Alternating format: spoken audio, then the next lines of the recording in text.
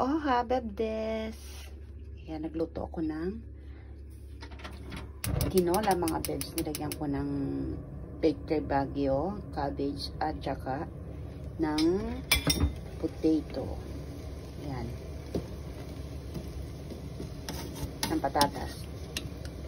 Tapos yan, nilagyan ko ng okra. Sinama ko na yung okra. Sayang naman kasi. Naga ako nagluto ngayon eh. Maglalaba tayo at maglalabas ako ng pang winter na damit mga bebs kasi malamig na. Yan. Kahapon umulan na daw ng ng yelo sa Hokkaido. First time of the year. Sa Hokkaido umulan ng yelo. Talagang mararamdaman mo na ang lamig mga bebs. Ayan. Tama-tama sa malamig na panahon natin. Tinola. Ayan mga bebs. Oha! Kain tayo na umagahan. Diba? Yan ang niluto ko. Tinolang manok.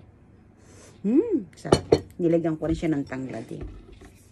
Para amoy na amoy yung Bukod sa luya, nilagyan ko pa rin siya ng tanglad. Yan.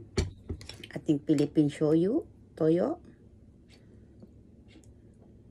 Yan. Kasi diba mababa lang ako magtimpla ng ng pagkain eh. Kaya hindi ko siya tinatapangan. Mag-adjust na lang kung ano yung gustong sausawan.